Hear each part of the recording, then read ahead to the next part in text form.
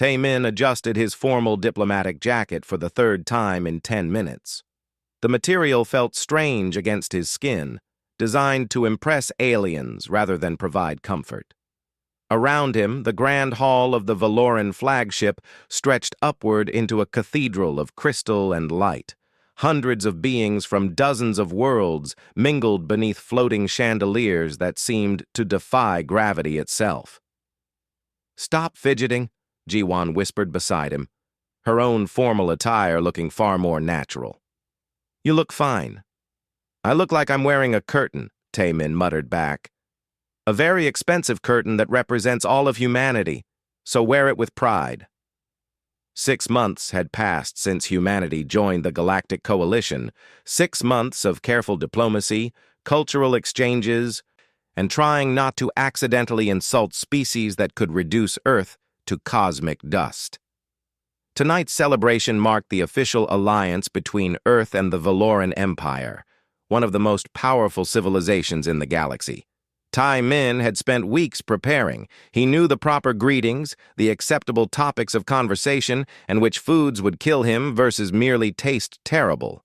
What he did not know was that his entire life was about to change because of a single misunderstood sentence. Ambassador Kyle approached them with the gliding walk characteristic of Valorans. The alien stood nearly 7 feet tall, with pale blue skin that seemed to shimmer under the strange lighting. His eyes, large and golden, fixed on Tae-min with what might have been friendly curiosity. "Diplomat Tae-min," Kale said, his translator device rendering his words in perfect Korean. "I hope you are enjoying the celebration." "Very much, Ambassador. Your people have been incredibly welcoming. We are pleased to have humanity among the coalition. Your species shows great promise." Kyle tilted his head in a gesture Tae-min had learned meant polite interest. "If I may ask a personal question, it would help me understand human customs better." "Of course," Tae-min said, glancing at Ji-won, who nodded encouragement. "Are you claimed by another?" The translator device rendered the words clearly, but the meaning felt odd. Tae-min assumed it was another question about political allegiances or corporate sponsorships. The Valorans had been fascinated by Earth's complex web of national and corporate identities.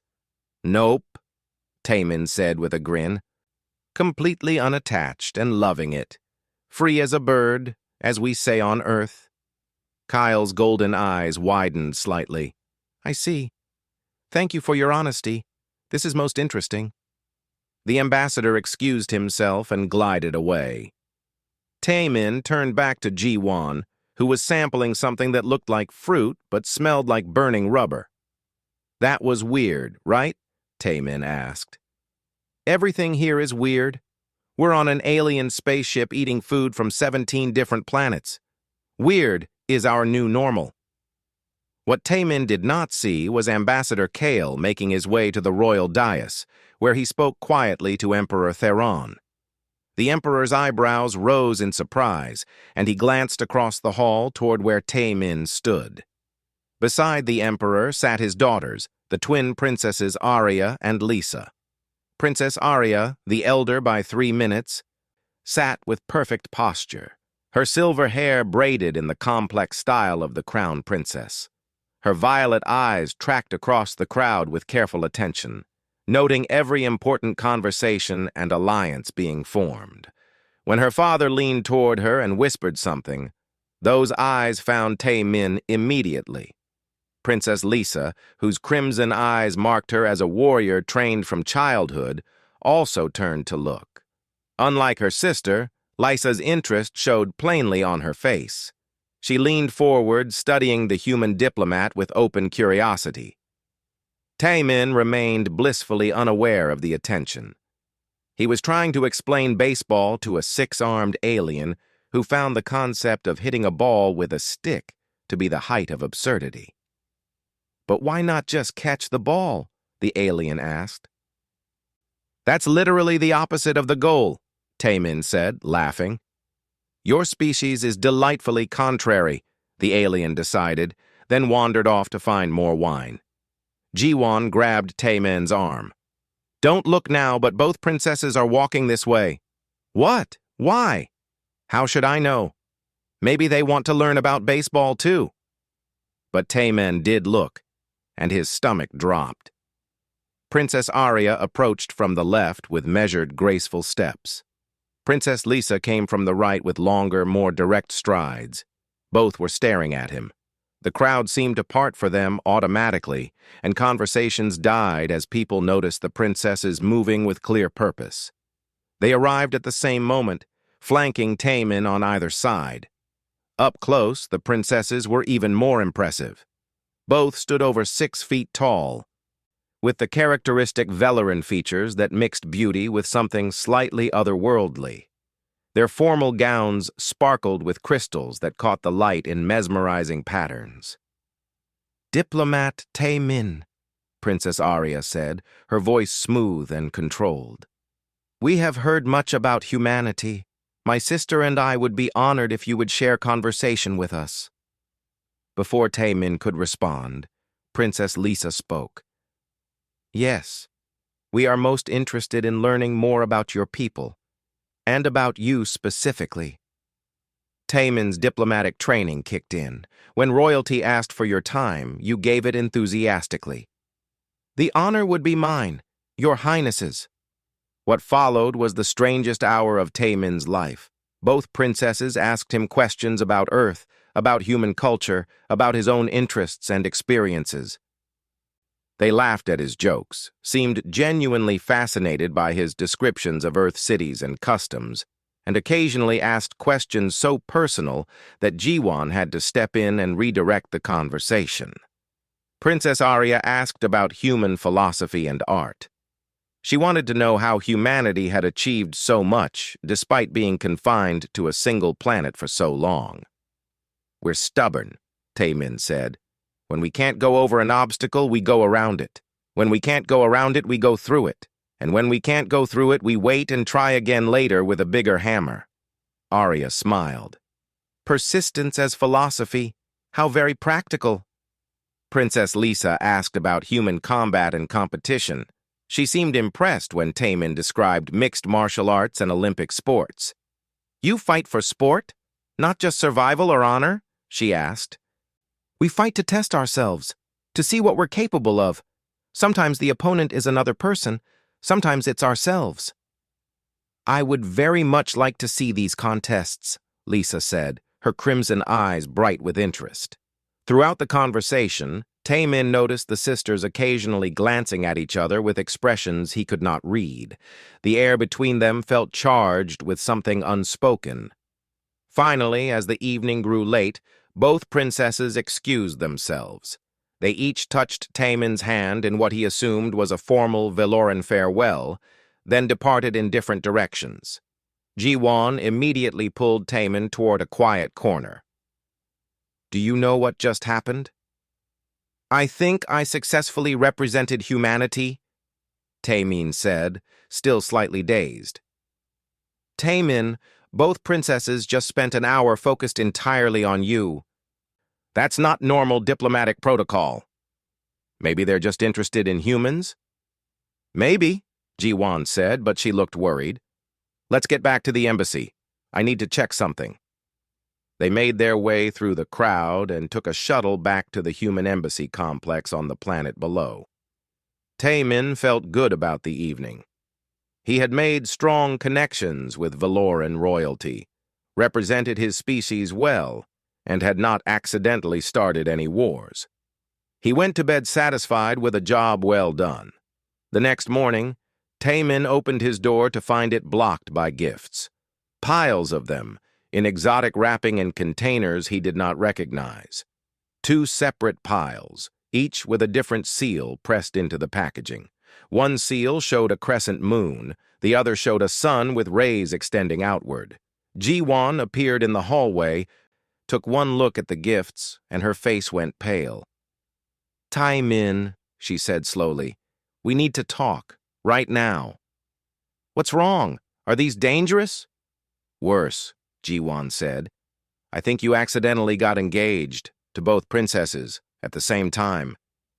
Taymin stared at her, then at the gifts. then back at her. What? The conference room felt too small despite being designed for meetings between species of vastly different sizes. Timon sat at the head of the table, surrounded by every member of Earth's diplomatic team on Valora Prime.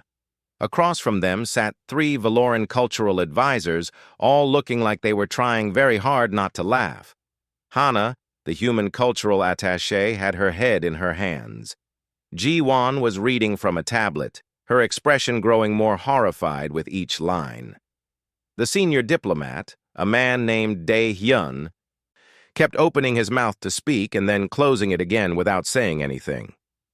"Explain it to me one more time," Taemin said, his voice steady despite the panic rising in his chest.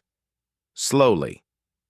The eldest Valoran advisor, a woman named Selah, whose silver hair indicated her advanced age, spoke gently. "When Ambassador Kale asked if you were claimed, he was inquiring about your relationship status. In our language, there are subtle distinctions that your translator rendered simply. He was asking if you were bonded, betrothed, or otherwise romantically committed." "I said I wasn't," Taemin said. "You said you were unattached and loving it," Selah continued. "At a formal royal gathering, such a declaration is understood as announcing your availability for courtship. It is, in essence, saying that you are actively seeking a partner." Ji-Wan looked up from her tablet. "It gets worse." How could it possibly get worse? When royalty takes interest in someone who has declared availability, their attention is considered accepted unless immediately refused. You spent an hour speaking with both princesses, laughing with them, answering their personal questions. In Valoran culture, that's acceptance of courtship intent. Taemin felt his stomach drop. "But I didn't know." "Ignorance does not matter under Valoran law," Selah said, though not unkindly. "The intent was clear on both sides, even if you did not understand what was happening." Dae-Hyun finally found his voice. "Can we simply explain the misunderstanding? Surely the royal family would understand a cultural confusion." The second Valoran advisor, a younger man named Kren, shook his head. "Both princesses have formally declared their intent. The gifts you received this morning are traditional first offerings. Once received and not immediately returned, the courtship is acknowledged." "I didn't know I was supposed to return them," Taemin said. "Which means you accepted them," Kren said. "You now have 2 members of the royal family actively courting you." Hana lifted her head. "What happens now?" Selah folded her hands on the table. "Under Valoran law, when multiple royals pursue the same individual, they enter what we call Kelvaran. In your language, it would be called the proving. It is a competitive courtship." "A competition?" Taemin asked weakly. "Each princess will demonstrate why she would be the superior choice as a bonded partner. The individual being courted observes and eventually chooses. It is a great honor to be the subject of a Kelvaran." "And if I refuse? If I say this is all a mistake and I'm not interested in either of them?" The 3 Valoran advisors exchanged glances. Kren spoke carefully. "That would be considered a grave insult. Not just to the princesses personally, but to the entire royal family. The alliance between Earth and the Valoran Empire is very new. Such an insult could damage or even sever that alliance." The room fell silent. Everyone understood what that meant. Humanity had been part of the Galactic Coalition for only 6 months. They needed allies desperately. The Valoran Empire was one of the most powerful civilizations in the galaxy. Insulting them over a cultural misunderstanding could leave Earth vulnerable and isolated. "So what do I do?" Taemin asked. Selah's expression softened. "You participate in the Kelvaran with grace and respect. You allow both princesses to court you properly, and when the time is right, you make a choice. The princess not chosen will accept defeat with honor, and the alliance will be strengthened by the union." "Union?" Taemin's voice cracked slightly. "As in marriage. The Kelvaran always ends in bonding, yes. Timon stood up abruptly and walked to the window. Outside, the Valoran capital stretched across a landscape that looked like something from a dream. Crystal towers rose into a purple sky. Flying vehicles moved in organized streams between buildings. In the distance, the royal palace dominated the skyline, all graceful curves and impossible architecture. Somewhere in that palace, two princesses believed he was going to marry one of them. Jiwon joined him at the window. She spoke quietly so only he could hear. "I'm sorry. I should have researched their courtship customs more thoroughly." "It's not your fault," Taemin said. "I'm the one who made the declaration. I'm the one who spent an hour charming them because I thought it was good diplomacy. What are you going to do? What choice do I have? If I refuse, I damage Earth's most important alliance. If I participate, I end up married to an alien princess I barely know." He laughed bitterly. "And I have to choose between them, which means making an enemy of whichever one I don't pick." "Maybe you'll actually like one of them?" Jiwon offered weakly. Before Taemin could respond, the conference room door opened. Both princesses entered, followed by a small entourage of attendants. The entire human delegation scrambled to their feet and bowed. Princess Arya wore a formal gown of deep blue that matched her violet eyes. Princess Lisa wore something that looked more like elegant armor, all sharp lines and metallic accents. Both moved with the confidence of women who had never been told no in their entire lives. "Diplomat Taemin," Arya said warmly. "We hope we are not interrupting." "Not at all, Your Highness," Taemin managed. "We have come to invite you to morning meal," Lisa said, stepping forward. "It is traditional for the Kelvaran to begin formally with a shared meal." "I was planning to invite him first," Arya said, her tone pleasant but her eyes flashing toward her sister. "I arrived to invite him before you," Lisa countered. "By mere seconds, dear sister." "Seconds count."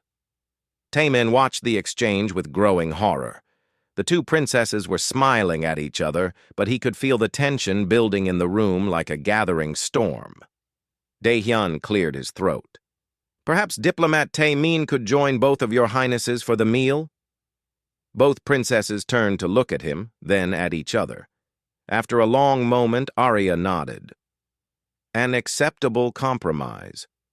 We shall dine together in the Garden of Stars. Shall we?" She extended her hand toward Taemin. Before he could take it, Lisa extended her hand as well from the other side. "It would be my honor," Taemin said, diplomatically not taking either hand and instead gesturing for them to lead the way. The princesses exchanged another glance, then swept from the room. Taemin followed, with Jiwon and Hana trailing behind as his official attachés. "This is going to be a disaster," Jiwon whispered. "Thank you for your optimism," Taemin whispered back. The Garden of Stars turned out to be an actual garden, grown inside a transparent dome that offered a view of the sky above. Plants from dozens of worlds grew in carefully maintained sections, creating a riot of colors and shapes that Earth's evolution had never imagined. In the center, a table had been prepared with 3 settings. The meal that followed would haunt Taemin's memories for years. Both princesses were charming, intelligent, and clearly interested in him. They were also clearly competing with each other, though they did it with such polite subtlety that it took him several minutes to notice. Arya asked about his education and seemed impressed by his degrees in history and linguistics.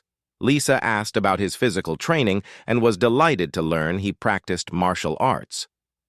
Arya mentioned her love of poetry. Lisa mentioned her skill with weapons. Arya touched his hand when making a point. Lisa laughed at his jokes just a bit louder than her sister. Throughout it all, Taemin felt like he was walking on a tightrope stretched over a pit of sharp objects. One wrong word could offend either princess. One gesture of favoritism could start an incident. "You seem troubled," Arya observed. "Is the food not to your liking?" The food is wonderful, Taemin said truthfully. The Valorans had provided several dishes adapted for human digestion.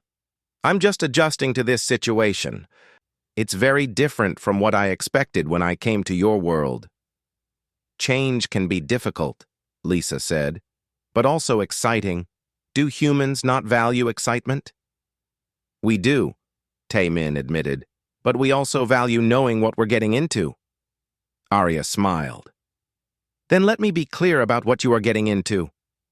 My sister and I both find you fascinating. You represent something new and different in our lives. The Kelvaran will allow us to demonstrate our regard for you properly. At the end, you will choose. Until then, we will all learn much about each other. And you're both okay with this? Taemin asked. With competing for someone you just met? It is our way, Lisa said simply. And you are worth competing for. The meal continued, but Taemin barely tasted the rest of the food. His mind raced, trying to find some way out of this situation that would not destroy everything humanity had worked for. As they prepared to leave, both princesses stood close to him. Tomorrow, Arya said, I would like to show you our archives. I think you would find them interesting. And the day after, Lisa said, you will join me for combat training. Nothing dangerous, but I want to see how humans fight. Taemin bowed to both of them. I look forward to both invitations. They departed, their attendants following, and Taemin slumped against the nearest wall. I need to find a way out of this, he said. Hana shook her head. There is no way out. You participate, you choose, and you hope you don't regret it. But Taemin was already thinking. He was a diplomat, trained to find solutions to impossible problems. There had to be a loophole somewhere in Velaran law. There had to be a way to end this without disaster. He just had to find it before he ended up married to an alien princess. The Velaran royal archives stretched deeper into the palace than Taemin had imagined possible. Princess Arya led him through halls lined with crystalline storage devices, each one containing thousands of years of accumulated knowledge. Her silver hair caught the soft blue light that emanated from the walls themselves, making her look like something from a fairy tale. Your species fascinates me, Arya said as they walked. She moved with precise grace, every step measured and purposeful. You achieved spaceflight in less than a century after discovering powered flight. Most species take 3 times as long. We had motivation, Taemin said. Wars tend to accelerate technology. Yes, your history is remarkably violent for such a short period. Yet you also created art, philosophy, and complex social structures during the same wars. You are a species of contradictions. She led him into a circular chamber where a holographic display floated in the center. With a gesture, she activated it, and images began to flow past. Taemin recognized star charts, mathematical equations, and what looked like evolutionary trees. What am I looking at? He asked. Predictions, Arya said. 10,000 years ago, our greatest minds attempted to predict which species in the galaxy would eventually reach the stars.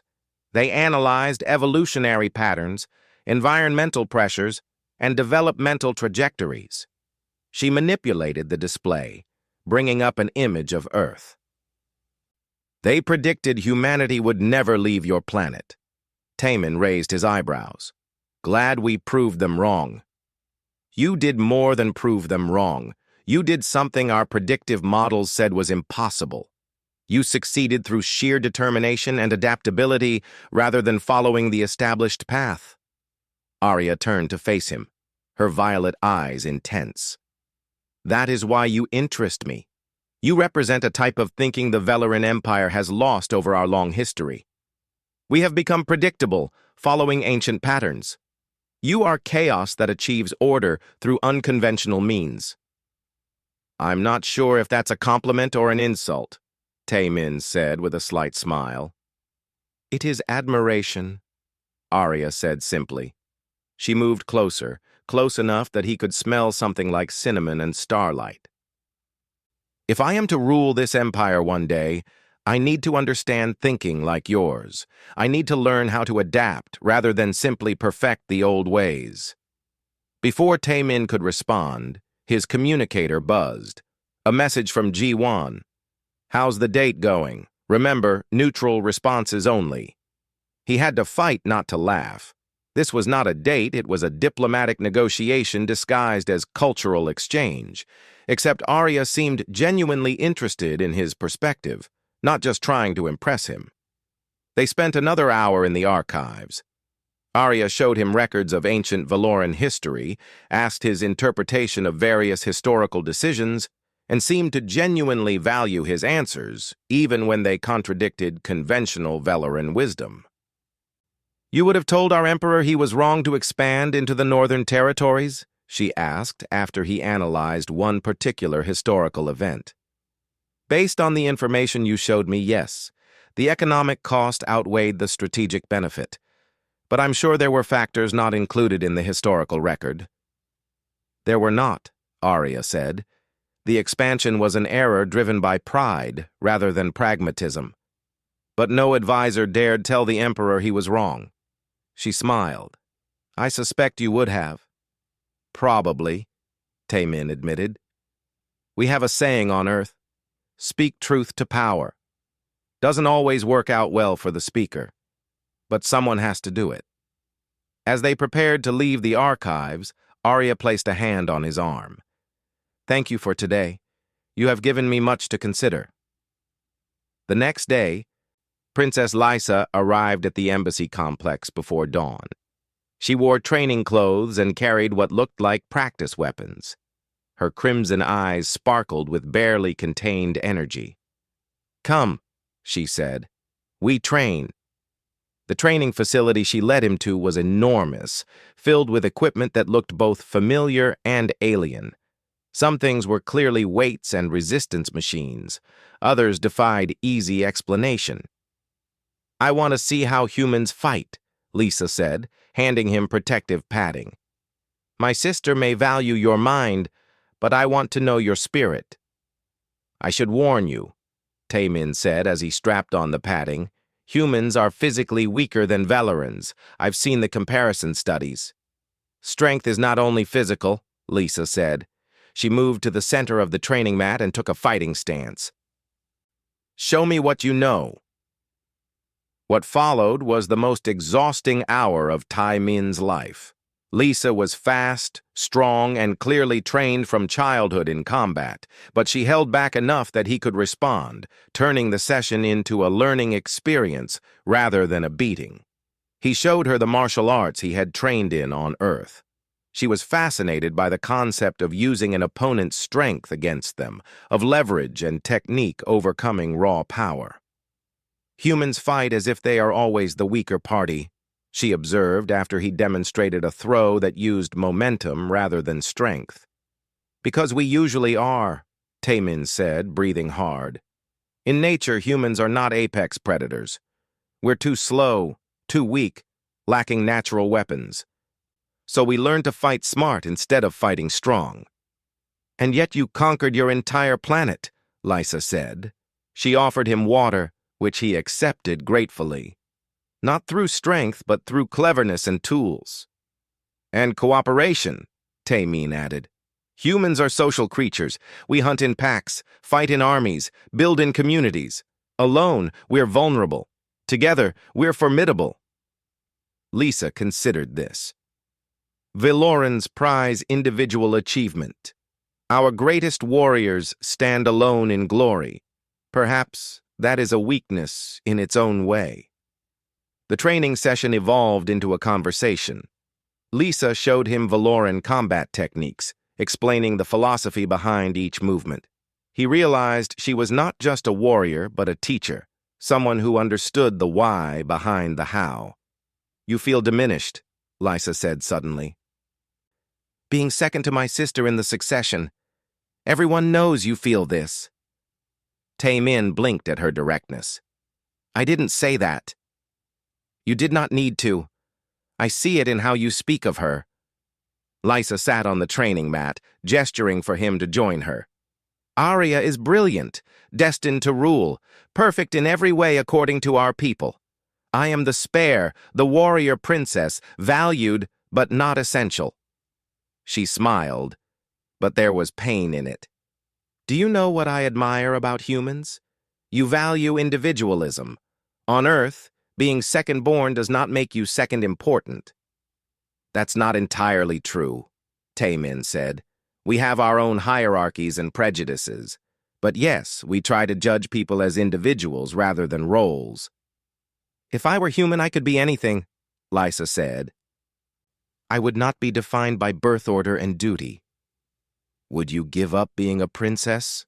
Taemin asked. She laughed. No. I love what I am, but sometimes I wonder what I could be if I had the freedom to choose. She stood and offered him a hand up. You interest me because you chose your path. You were not born to diplomacy. You studied, trained, worked to become what you are. That is admirable. Over the next 2 weeks, a pattern developed.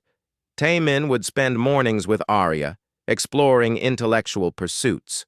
She took him to museums, philosophical debates, and cultural performances. Afternoons belonged to Lysa, filled with physical training, flight simulations, and lessons in Valoran military history. Both experiences were enlightening in different ways.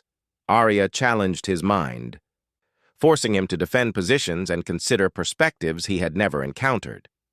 Lysa challenged his body and his assumptions about strength and courage.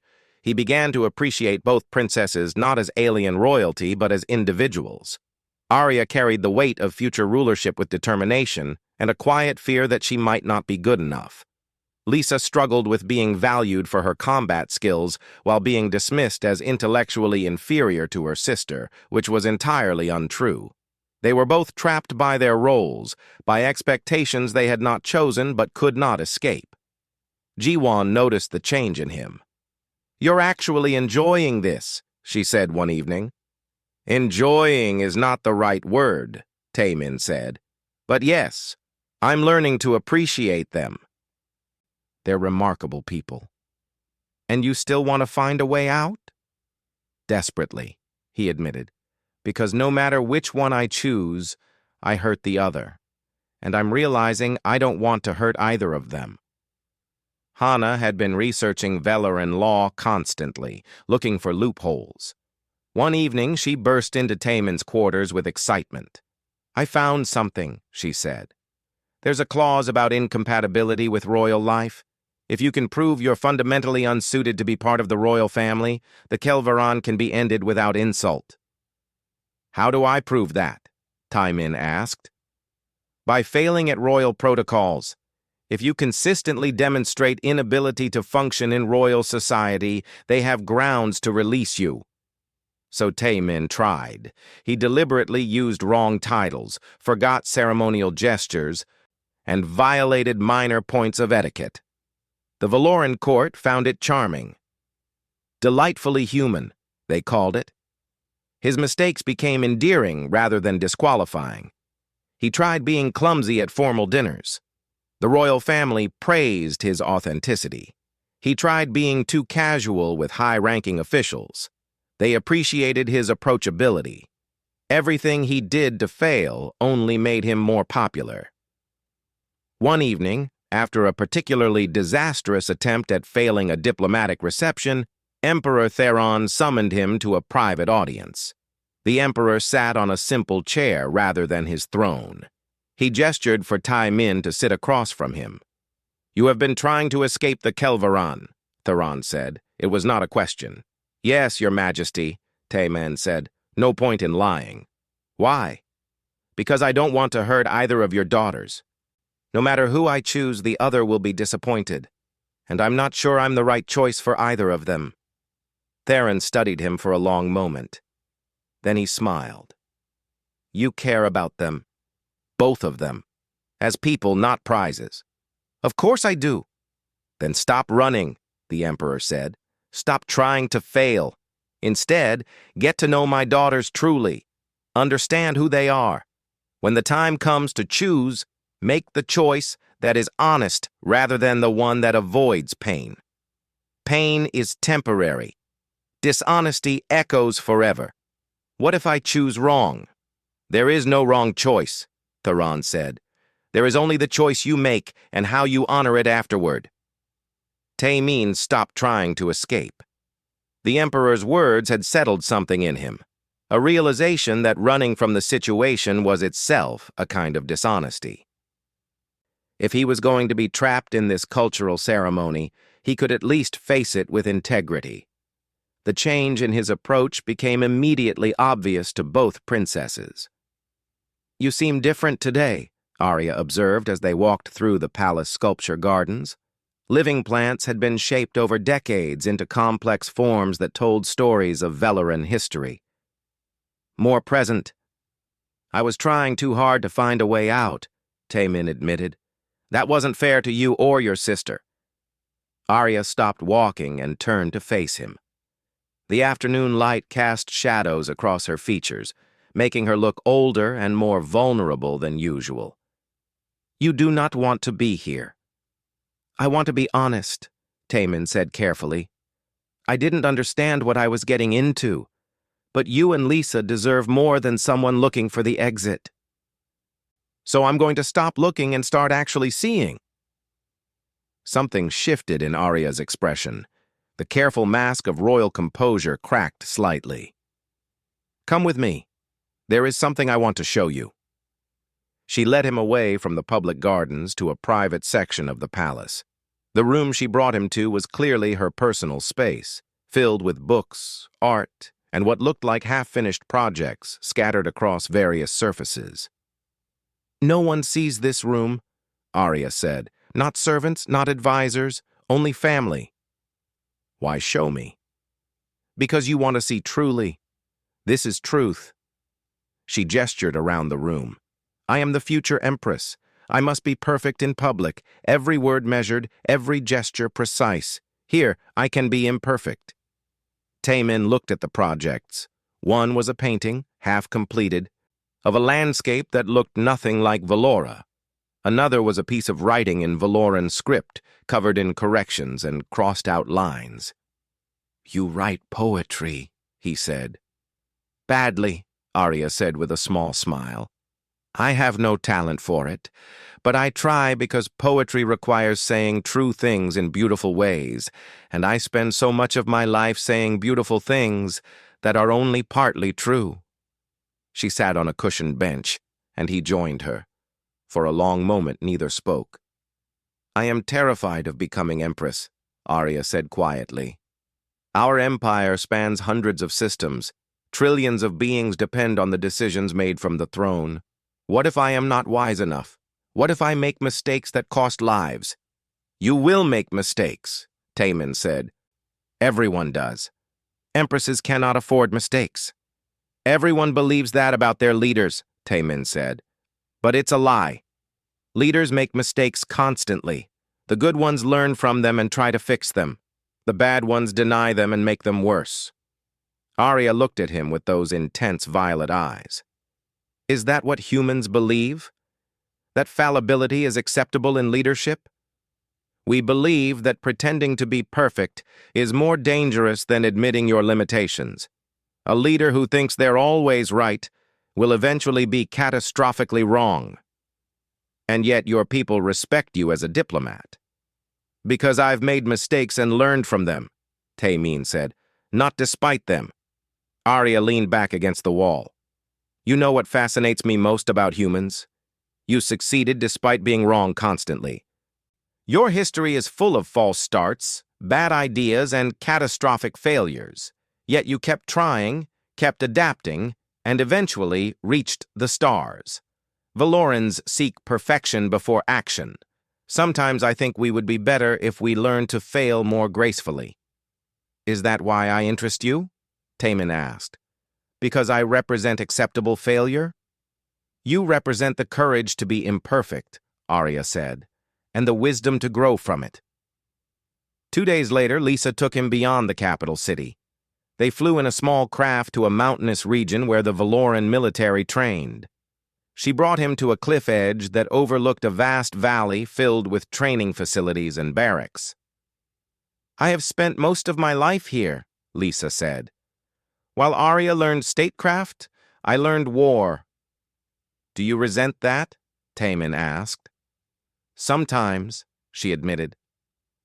She sat on the edge of the cliff, legs dangling over the drop. After a moment, Taemin joined her despite his fear of heights. "I love what I do. I love the clarity of combat, the honesty of physical challenge, but I am always second. Second born, second priority, second choice." "You don't seem like anyone's second choice to me," Taemin said. Lisa smiled, but it was bitter. "You are kind, but I know my role. I am the spare heir, the backup plan. I am valued for my combat skills, but not trusted with governance, the warrior princess, but never the empress." "Does it have to be that way?" "It is the way it has always been." She picked up a stone and tossed it into the valley below.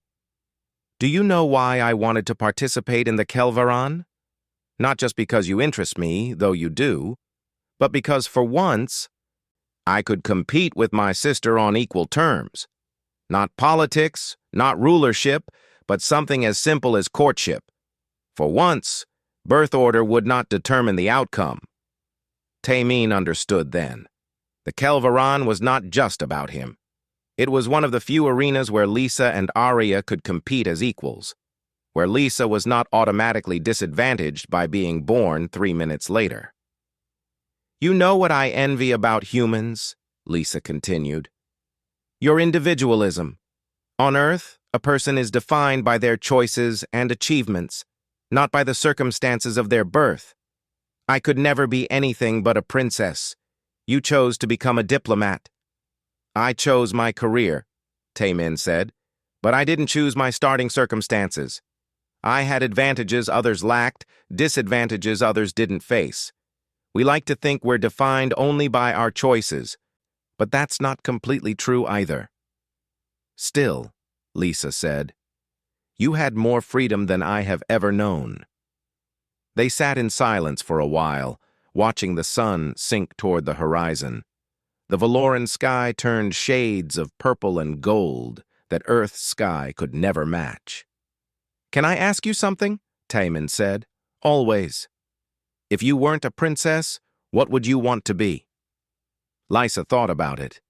"A teacher, I think. I love training others, watching them grow stronger and more confident. But as a princess, I can only train the elite, the chosen warriors. I would want to teach anyone who wished to learn." "That's a good dream," Taemin said. "It is only a dream." She stood and offered him a hand. "Come, there is something I want you to try." She led him to a flight simulator, a complex machine designed to train pilots. She spent an hour teaching him the basics of flying a Valoran starfighter, and to his surprise, he picked it up quickly. "You have good instincts," Lisa said. "Not perfect technique, but you adapt quickly to changing situations." "That's very human of me," Taemin said with a grin. As they left the training facility, Lisa spoke quietly.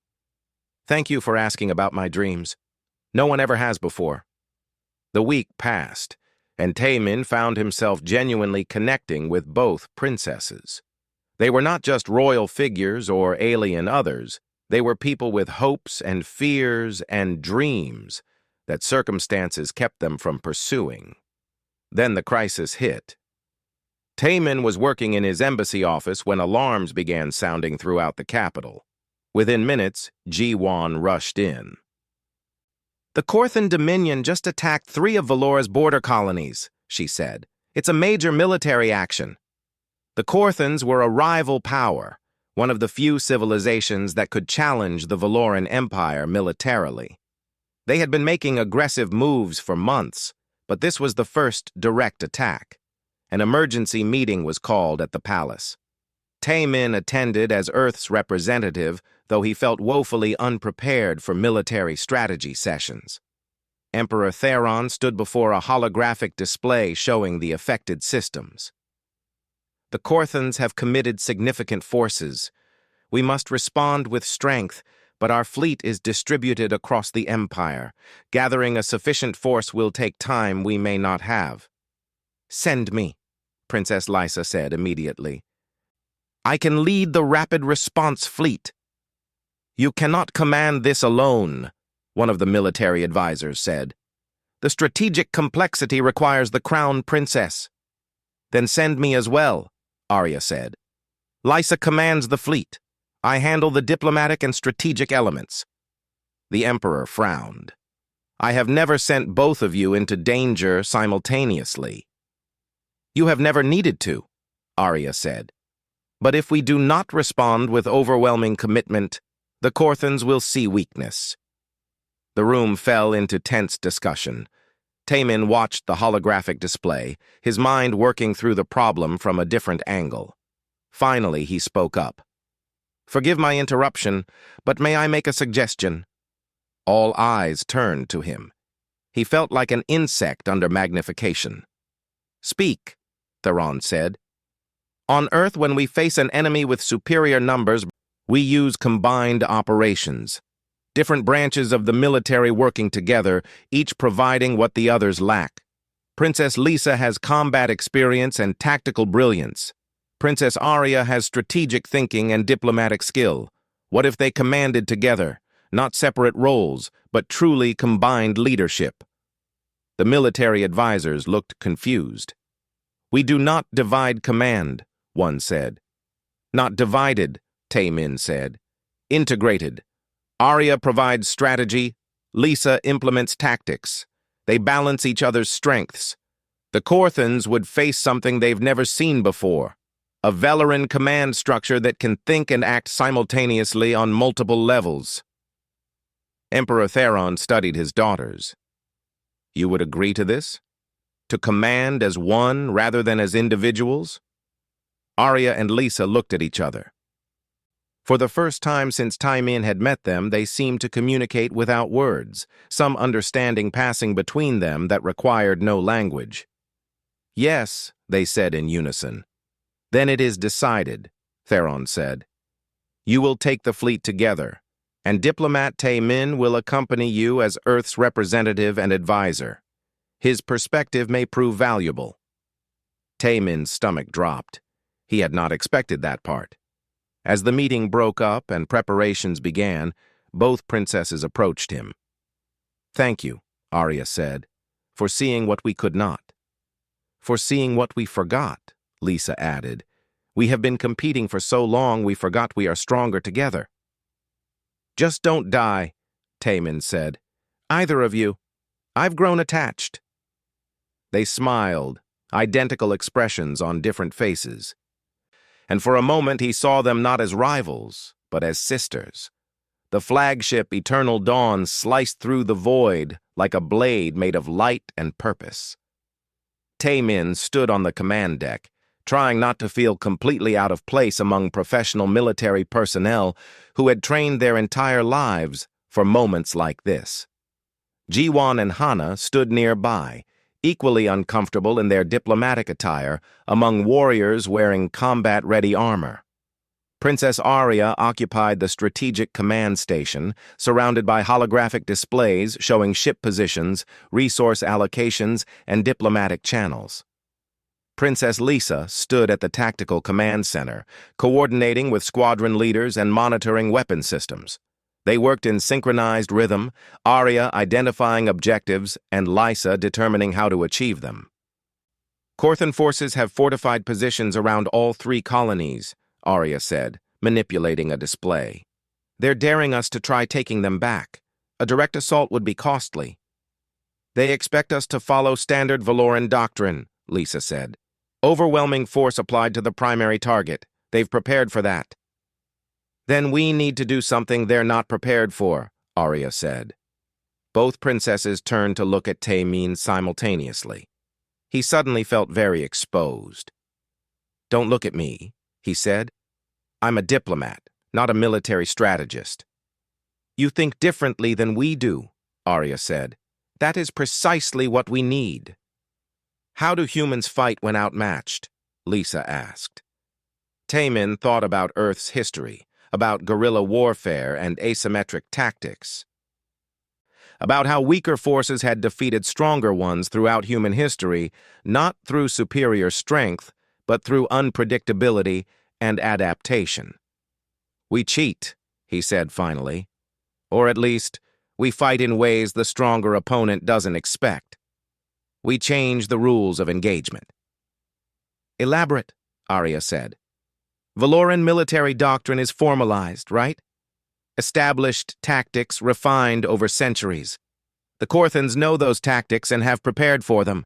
They're probably using similar doctrine themselves because most galactic civilizations share the same fundamental military theories." "This is true," Lisa admitted. "Humans don't have centuries of established space combat doctrine. We've been in space for less than 200 years. Our tactics are messy, improvised, and inconsistent. That's normally a weakness, but right now it might be an advantage." Arya leaned forward. "You're suggesting we abandon doctrine entirely?" "I'm suggesting you be unpredictable. Don't give the Korthans a fight they understand. Give them chaos they have to adapt to." The command deck fell silent. Several of the military officers looked offended, but both princesses were considering his words carefully.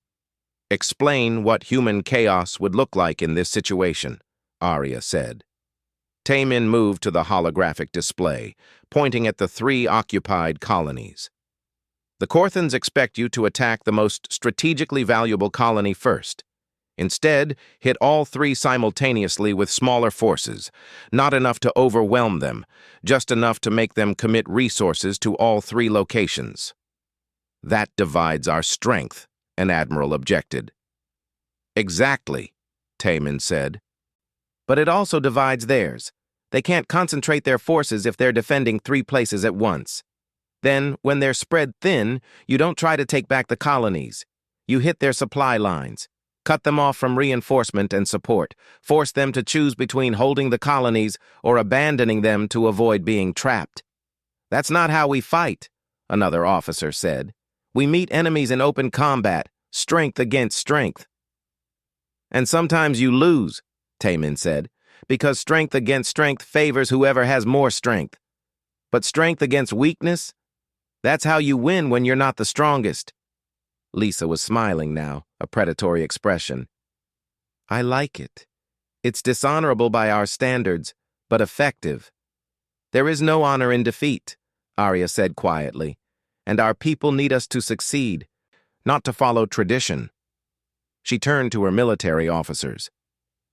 "Can we implement this strategy?" The admiral, who had objected earlier, studied the display. "It would require completely restructuring our attack plan. We would need to decentralize command, allow individual ship captains to make tactical decisions without waiting for orders from the flagship." "That's another human concept," Taemin said. "We call it mission-type tactics. You tell people the goal and let them figure out how to achieve it. Trusts their judgment instead of micromanaging every action." "Valoran fleets do not operate this way," the admiral said. "Perhaps they should try," Lisa said. "At least for this battle." Arya made the decision. "We implement the human strategy. Admiral, begin restructuring the fleet. I want attack groups assigned to each colony within the hour, and send word to all ship captains they are authorized to use their own judgment in achieving their objectives." The command deck exploded into activity. Officers rushed to their stations. Communications flashed between ships, and the neat, orderly Valoran battle plan dissolved into something more chaotic and flexible. Jiwan moved closer to Taemin. "I hope you're right about this." "So do I," Taemin muttered, "because if I'm wrong, I just convinced them to throw away military doctrine that's worked for thousands of years." The Valoran fleet dropped out of faster-than-light travel at the edge of the Korthan-occupied systems. 3 attack groups split off immediately, each heading toward a different colony. The main fleet, commanded by the princesses from the Eternal Dawn, moved toward the supply routes connecting Korthan territory to the occupied colonies. "Korthan forces are reacting," a tactical officer reported. "They're confused by our approach. They're attempting to reinforce all 3 colonies simultaneously." Which means they're dividing their reserves, Arya said with satisfaction. Lisa, are our attack groups in position? Ready to engage, Lisa confirmed. Waiting for your order. Execute, Arya said. The first wave of attacks hit all 3 colonies at once. They were not overwhelming assaults, but probing attacks, testing defenses, forcing the Korthans to commit forces to repel them. The Korthan commanders, trained in traditional tactics, responded predictably by reinforcing threatened positions. Their supply convoy is entering the disruption zone, Lisa announced. All ships, weapons free, Arya commanded. Target the convoy, not the escorts. The Eternal Dawn and its support fleet fell on the Korthan supply convoy like wolves on scattered sheep. They ignored the military escorts, focusing entirely on the transport ships carrying ammunition, fuel, and supplies. Within minutes, half the convoy was destroyed or fleeing. Korthan forces at the colonies are requesting reinforcement, a communications officer reported. Let them request, Arya said. They will receive nothing. Over the next 6 hours, the battle evolved into exactly the chaotic situation Taemin had described. Korthan forces were spread across multiple locations, unable to concentrate their strength. Velarin ship captains, freed from rigid command structures, adapted to changing situations with creativity their training had never encouraged. One captain feigned a retreat, luring Korthan ships away from a colony's defenses. Another used asteroid fields for cover, ambushing enemy patrols. A third coordinated with ground forces to provide precision support fire from orbit. It was messy, uncoordinated by traditional standards, and absolutely effective. Korthan commander is requesting negotiation, the communications officer said with barely hidden surprise. Arya and Lisa exchanged glances. Already, Lisa said. We've only been engaged for 6 hours. They cannot sustain their position without supplies, Arya said, and they know it. Accept the communication. A holographic projection appeared on the command deck. The Korthan commander was a tall being with scales-like armor and eyes that burned with frustrated rage. You fight without honor, the Korthan commander said. This is not the Valoran way. The Valoran way is to protect our people, Arya said calmly. If that requires adopting new tactics, we adapt. You learned this from the humans, the commander said, noticing Taemin for the first time. This chaos is their nature. This effectiveness is our choice, Lisa said. Will you withdraw from our colonies, or shall we continue demonstrating our new tactics? The negotiation lasted another hour, but the outcome was never in doubt. The Korthans agreed to withdraw from all 3 colonies in exchange for safe passage for their forces. It was a complete victory, achieved with minimal casualties on both sides. As the defeated Korthan fleet began its retreat, the command deck erupted in celebration. Officers who had doubted the strategy now cheered its success. The princesses received congratulations from every quarter. Taemin tried to slip away quietly, but Arya called him back. Where do you think you're going? She asked. This is your victory, Taemin said. I just made a suggestion. A suggestion that saved lives and won a war in 6 hours instead of 6 weeks, Lisa said. She was grinning broadly, the joy of victory bright in her crimson eyes. You do not get to disappear. The strategy worked because you implemented it, Taemin said. Because you trusted your people to think for themselves. That's not human. That's good leadership regardless of species. Arya stepped closer. You gave us the framework. But more than that, you reminded us of something we had forgotten. What's that? That we are better together than separate, Lisa said, joining her sister. We have spent the past few weeks competing, trying to prove who is superior, but this battle, we won it by combining our strengths, by working as partners rather than rivals.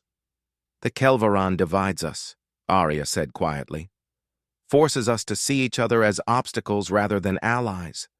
And watching how you helped us work together, we realize how foolish that is. Both princesses looked at each other, and Taemin saw something shift between them. Some understanding reached without words. "We need to talk," Arya said, "the three of us, privately." They retreated to the princess's private quarters, leaving Jiwon and Hana to handle the diplomatic paperwork that would inevitably follow the victory. The room was elegant but functional, clearly designed for the flagship's royal passengers. "We have made a decision," Lisa said, once the door sealed behind them, "about the Kelvaran." Taemin felt his stomach tighten. "What kind of decision?" "Neither of us will accept being chosen," Arya said. "If you select me, I will refuse. If you select my sister, she will refuse." "That's allowed?" Taemin asked. "It is unprecedented," Lisa said, "but it is legal. The Kelvaran requires you to choose. It does not require us to accept." "Why?" Taemin asked. "Because you showed us something we needed to see," Arya said. "That we are stronger as sisters than as rivals. The Kelvaran forced us into competition, and in doing so it made us weaker. We will not continue that." "So what happens now?" "We withdraw from the courtship together," Lisa said. "Both of us, simultaneously. The Kelvaran ends without insult because we choose to end it. Not because you reject us." Taemin sat down heavily. "You're sure about this?" "Completely," they said together, then laughed at the synchronization. But Taemin was already shaking his head. "No." Both princesses stared at him. "No?" Arya said. "I won't let you withdraw," Taemin said, "because I have a better idea." The return to Valora Prime was triumphant. Ships flew in formation over the capital city, their hulls gleaming in the light of the twin suns. Citizens filled the streets in celebration, waving banners and cheering as news of the victory spread. The Korthan Dominion, which had threatened their borders for months, had been defeated in mere hours with minimal loss of life. Taemin watched the celebrations from the window of his embassy quarters. Jiwon sat across from him, studying a datapad filled with news reports and official statements. "You're a hero," she said. "The news channels are calling you the human who changed Valoran military doctrine. There's already talk of incorporating your tactics into their official training." "I just suggested being unpredictable," Taemin said. "They did all the actual work." "You also still haven't told me what your better idea is," Jiwon said. "The princesses have been asking about it too. They seem nervous." "They should be," Taemin said, "because what I'm proposing is either brilliant or completely insane. Those aren't mutually exclusive." The formal ceremony was scheduled for the next evening. The entire Valoran court would gather to witness the conclusion of the Kelvaran. Taemin would make his choice. One princess would accept, and the other would retreat with honor. It was tradition stretching back thousands of years. Taemin planned to break that tradition completely. He spent the day in preparation. He met with Hana to review Valoran legal codes, searching for precedents and loopholes. He spoke with Ambassador Kyle about the cultural implications of what he wanted to propose. He even had a private audience with Emperor Theron, laying out his plan and asking for the Emperor's support. Theron listened carefully, his expression unreadable. When Taemin finished, the Emperor was silent for a long moment. "You are either the cleverest diplomat I have ever encountered," Theron said finally, "or the most foolish. Possibly both." "Does that mean you'll support it?" Taemin asked. "I will not oppose it," Theron said. "If you can convince my daughters and the court, I will accept your proposal, but understand that you are risking significant political consequences if this fails." "I understand." The evening of the ceremony arrived. The grand hall of the palace had been transformed into something between a wedding venue and a political assembly. Thousands of Valorans filled the seats. Representatives from dozens of allied worlds watched via holographic projection, and the human delegation occupied a place of honor near the front. Timon wore formal diplomatic attire, feeling only slightly less ridiculous than he had at the first celebration where this entire situation began. Jiwon and Hana flanked him, both wearing expressions of deep concern. "It's not too late to just pick one of them," Jiwon whispered. "That's what everyone expects." "That's exactly why I'm not doing it," Taemin whispered back. Princess Arya and Princess Lysa entered from opposite sides of the hall, walking in perfect synchronization toward the central dais where Taemin stood. They wore gowns that matched their personalities, Arya's elegant and formal, Lysa's bold and striking. Both moved with the grace of royalty, but Taemin could see the tension in their shoulders. They had tried to end this themselves, to withdraw together. Taemin had refused. Now they had no idea what he planned to do instead. Emperor Theron rose from his throne. The hall fell silent.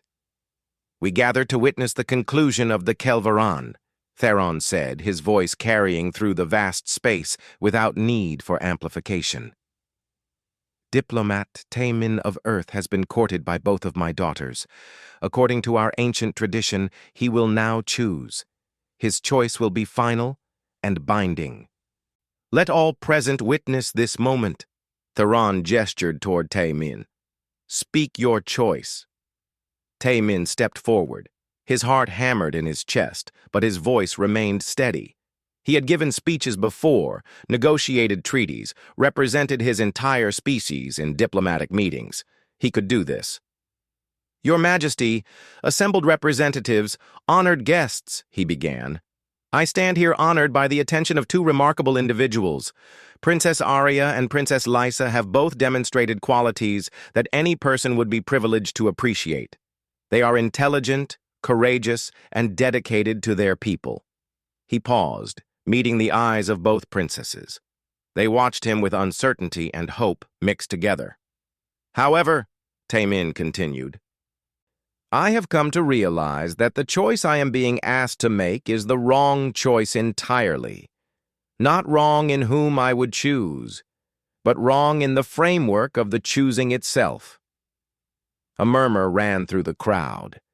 Theron's expression remained neutral, but his eyes held a glint of interest. "The Kelvaran is designed to resolve a situation where multiple royals desire the same person romantically," Taemin said. "It assumes that romantic bonding is the only possible outcome of mutual regard and respect. But in doing so, it ignores other forms of relationship that might be equally valuable or more appropriate." "What are you saying?" one of the assembled nobles called out. "I am saying that I will not choose between Princess Arya and Princess Lysa," Taemin said clearly. "Because I do not wish to marry either of them." The hall erupted in shocked conversation. Both princesses looked startled, and Taemin rushed to continue before anyone could interrupt. "But I also will not reject them," he said loudly, and the crowd quieted. "Because I value them both deeply and do not wish to lose either of their friendship, their counsel, or their presence in my life. Therefore, I propose something unprecedented in Valoran tradition but common in human culture." He turned to fully face the princesses. "I propose that we three form a permanent alliance not of marriage but of partnership, a formal bond of friendship and collaboration. You have both expressed interest in human perspectives on governance and culture. I offer myself not as a husband, but as an advisor, a bridge between humanity and the Valoran Empire. In return, you offer me the honor of working alongside two of the most capable leaders I have ever encountered." Arya spoke first, her voice carefully controlled. "You wish to formalize friendship? As a legal arrangement?" "More than friendship," Taemin said. "A triad of collaboration. When you eventually rule Arya, you will need advisors who challenge your thinking and offer perspectives different from traditional Valoran wisdom. Lysa, You will need partners who appreciate your strengths without feeling threatened by them. I need allies who can teach me about the wider galaxy while valuing what humans can offer. This has no precedent, Lisa said, but she sounded more curious than offended. Then we create one, Taemin said. Humans do this constantly. We form partnerships based on mutual benefit and respect that are not romantic, but are still deeply meaningful. We commit to each other's success without requiring traditional bonding. On Earth, we call these strategic alliances business partnerships, or sometimes simply deep friendship with formal recognition. He turned back to address the Emperor and the court. I understand this breaks tradition, but watching Princess Arya and Princess Lisa work together during the Korthan crisis showed me something important. They are stronger together than divided. The Kelvaran forced them into competition when collaboration serves them better. Why should we continue a tradition that weakens rather than strengthens? Emperor Theron leaned forward. You propose a political alliance disguised as a resolution to a courtship ritual. I propose recognizing that not all bonds need to be romantic to be meaningful, Taemin said, and that sometimes the best way to honor people you respect is to be honest about what kind of relationship would serve everyone best. The hall fell silent. Every eye moved between Taemin, the princesses, and the Emperor. Finally, Theron began to laugh. It started as a chuckle, but grew into full, genuine laughter that echoed through the vast space. The nobles looked confused, uncertain whether to join in or remain serious. Leave it to a human, Theron said when he could speak again, to find the one loophole no one considered in 10,000 years of tradition. Not refusing the choice, not accepting it, but changing what the choice means entirely. He stood and walked down from the dais, approaching Taemin directly. You are saying that the Kelvaran asked the wrong question, not which princess should I marry, but what relationship would best serve all parties involved. Exactly, Your Majesty. Theron turned to his daughters. What say you? Do you accept this human's unprecedented proposal? Arya and Lisa looked at each other. Taemin watched as they communicated silently, that twin understanding that needed no words. When they turned back, they were both smiling. We accept, Arya said, on the condition that this alliance be formalized with the same legal weight as a traditional bonding. He does not get to simply walk away when convenient. Agreed, Lisa added. If he commits to advising us, he commits fully. No halfway measures. That's fair, Taemin said, relief flooding through him. Then I declare this Kelvaran concluded in a manner never before seen, Theron announced to the court. Let it be recorded that diplomat Taemin of Earth, Princess Arya, and Princess Lisa have formed the Triad of Unity, a formal alliance of partnership and counsel. May this bond serve the Empire well. The crowd remained uncertain for a moment, then applause began. It started slowly, but built into a wave of approval. Whether they truly understood what had just happened or simply followed the Emperor's lead, the assembled nobles and representatives accepted this strange new arrangement. Later, in a private room away from the celebrations, the three of them sat together. You took a significant risk, Arya said. That could have gone very badly. It still might, Taemin admitted. We're making this up as we go. That's very human of us, Lisa said with a grin. I like it. So what happens now? Arya asked. Now, Taemin said, we figure out how to make this work. You're going to rule an empire someday. I'm going to help Earth find its place in the galaxy, and we're going to do it together, as partners who respect each other enough to be honest about what kind of relationship serves us best. No romance? Lisa asked teasingly. Definitely no romance, Taemin said firmly. I've met someone, actually, a human engineer named Bora who works on the embassy maintenance systems. We've been talking, and I think I'd like to see where that goes. Both princesses brightened. Tell us about her, Arya demanded.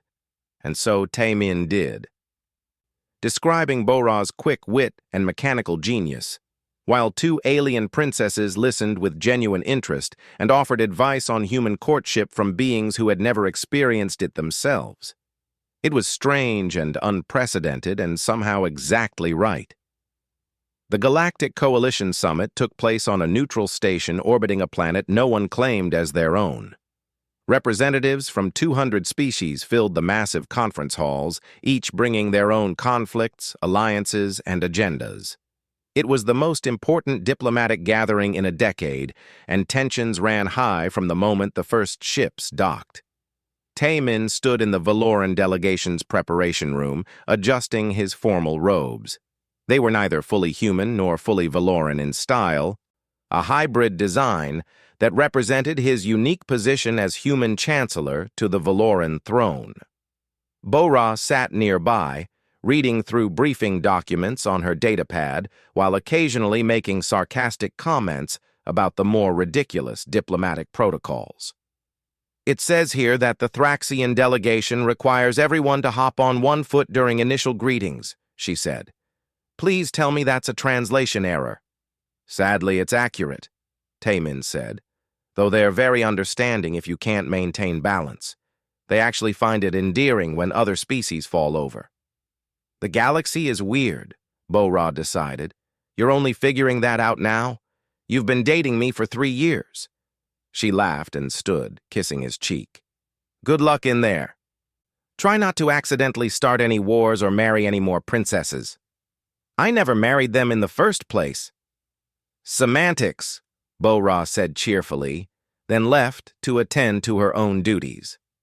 She had become essential to the human technical delegation, and several alien species had tried to recruit her for their own engineering projects. Princess Arya entered moments later, followed by Princess Lisa. Both wore the elaborate formal attire of Valoran royalty, but they had long since adopted a more relaxed manner around Taemin. Arya carried a stack of diplomatic briefs, while Lisa wore a small weapons harness that was more symbolic than practical in a diplomatic setting. The Korthan Dominion is making noise about trade routes again, Arya said without preamble. They still have not forgiven their defeat. Let them make noise, Lisa said. They know what happens when they move beyond noise. Still, Arya said, we should address their concerns about the revised trade agreement. Taemin, you've reviewed their proposal. I have, Taemin said.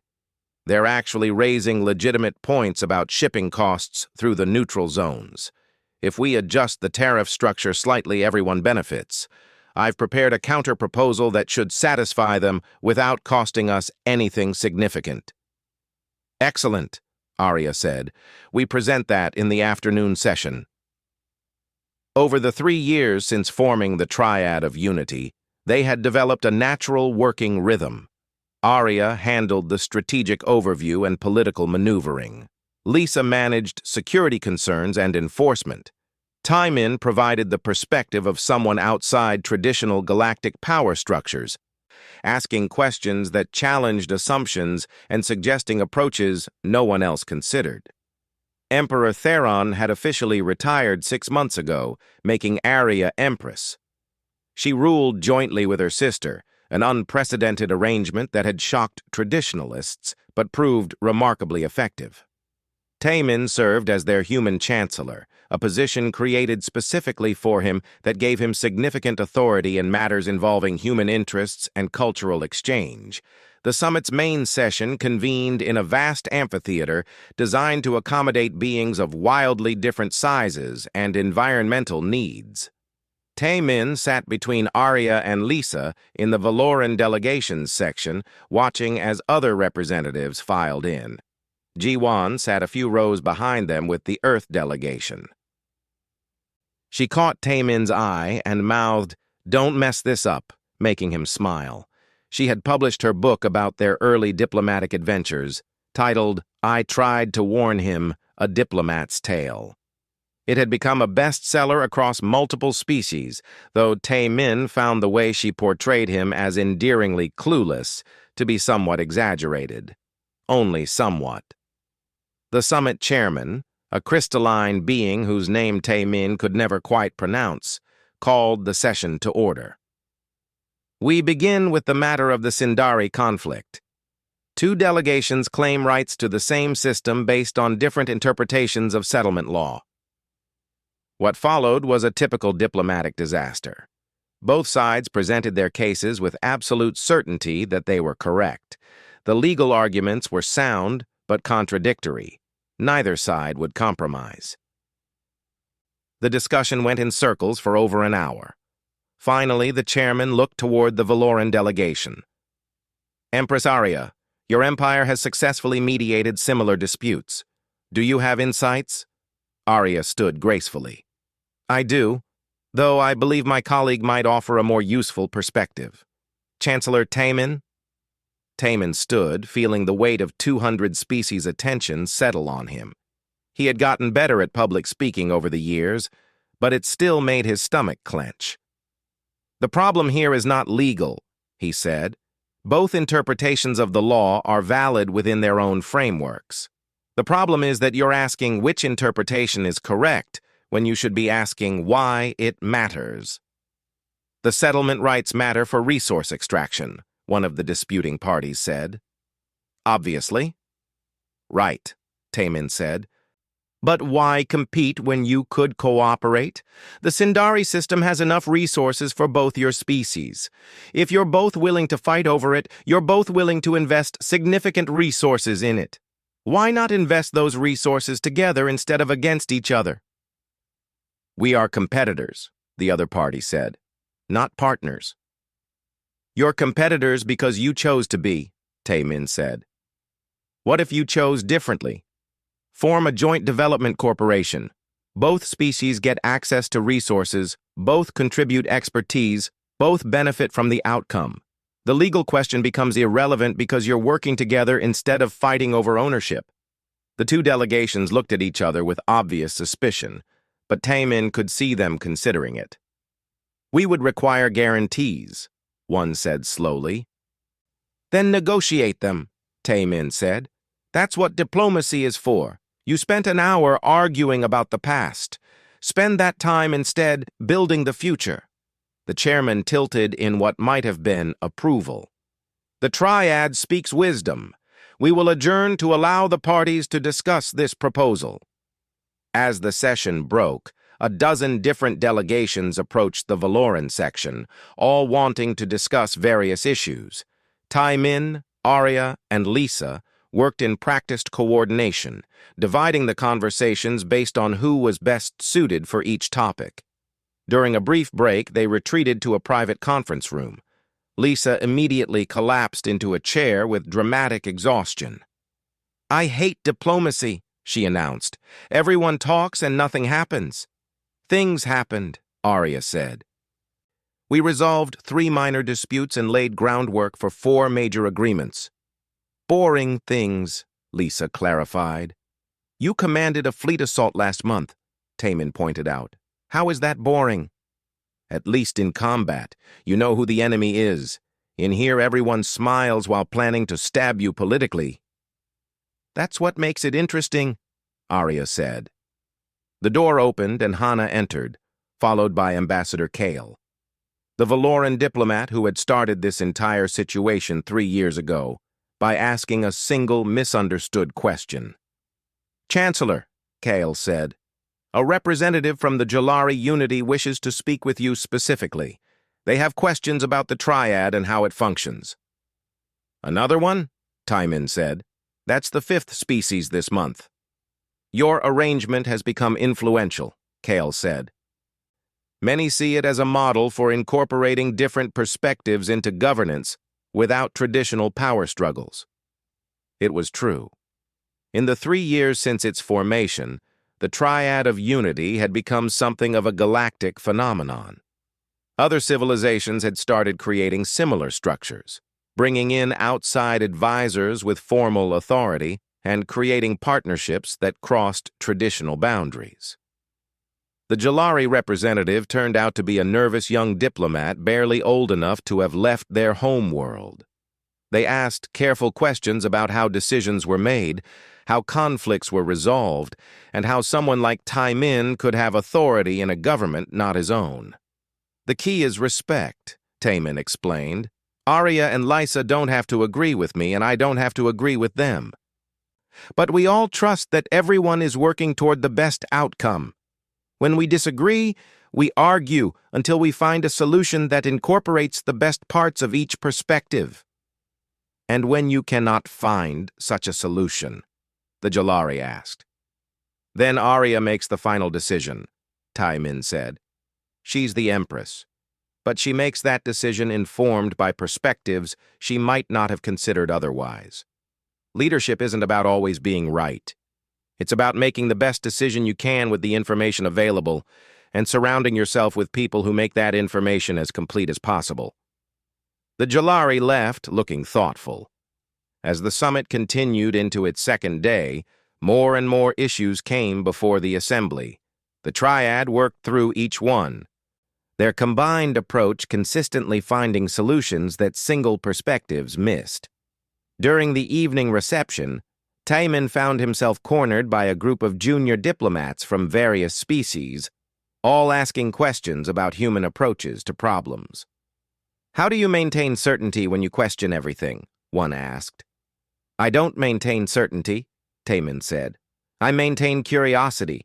Certainty is often just another word for refusing to learn new information. But leaders must be certain, another protested. How else can people follow them? Leaders must be decisive, Taemin corrected. That's different from certain. You can make a firm decision while acknowledging you might be wrong and need to adjust later. In fact, that's usually better than making a firm decision and refusing to admit error when evidence changes. Bora rescued him from the growing crowd, pulling him away with the excuse that he had an urgent communication. Once they were safely away from the reception, she laughed. You've become a celebrity, she said, the human who accidentally became royalty by refusing to be royal. I'm not royalty, Taemin objected. You have formal authority second only to the Empress of a major galactic power. That's royalty in everything but name. It's a consulting position that got out of hand. They found a quiet observation deck where they could watch ships coming and going from the station. Bora leaned against him comfortably. Do you regret it? She asked. The way everything turned out? Taemin thought about it. 3 years ago, he had been a simple diplomat trying to avoid accidentally starting an interstellar incident. Now he was the human chancellor, advisor to empresses, and somehow responsible for helping shape galactic policy. No, he said finally. It's terrifying and exhausting, but I'm doing something that matters. We're making things better, or at least different, in ways that might lead to better. Very inspirational, Bora said. You should put that in a speech. You're mocking me. Always, she said cheerfully. The final day of the summit brought the issue everyone had been avoiding, the ongoing tension between the coalition and the independent systems that refused to join. It was a fundamental question about the future of galactic governance, and no one had good answers. The chairman looked toward the Valoran delegation.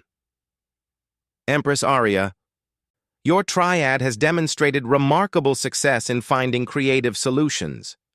Do you have thoughts on this matter? Arya stood, but gestured for Taemin and Lysa to stand with her. They had discussed this beforehand, knowing the question would come. We do, Arya said.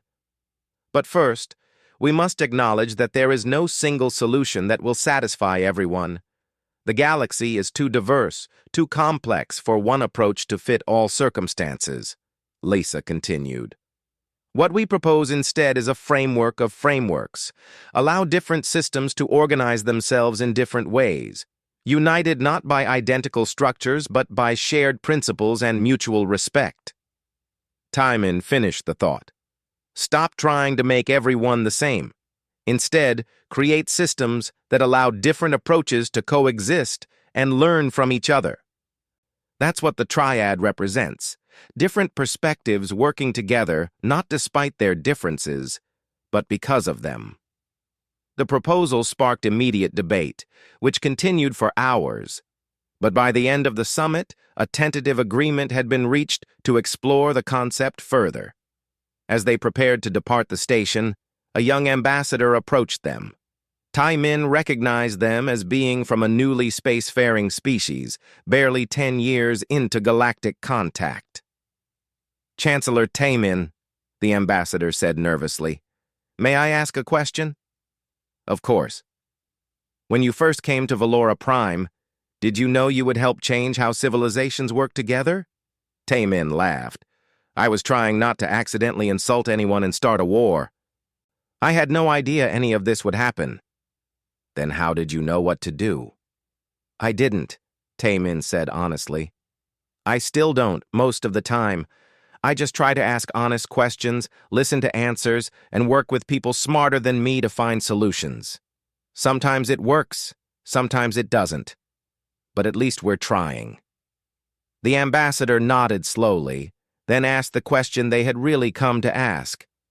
"My people want to understand human customs better. If someone from my species asked about your relationship status at a formal gathering, what should we expect you to say?" Tai Min groaned, while Arya and Lisa both started laughing. Behind him, he could hear Jiwon laughing so hard she was probably crying. "Let me start from the beginning," Tai Min said. "It's a long story." "We have time," the ambassador said eagerly. "Don't you dare," Arya warned, still laughing. "We'll be here all night." But Tai Min was already settling in to tell the tale, Bo-Ra beside him adding her own commentary, while two alien princesses who had become his closest friends and partners listened to him tell the story of how one misunderstood sentence had changed his entire life, and somehow, impossibly, had helped change how a galaxy thought about working together. It was strange and unprecedented and occasionally frustrating and absolutely undeniably worth it.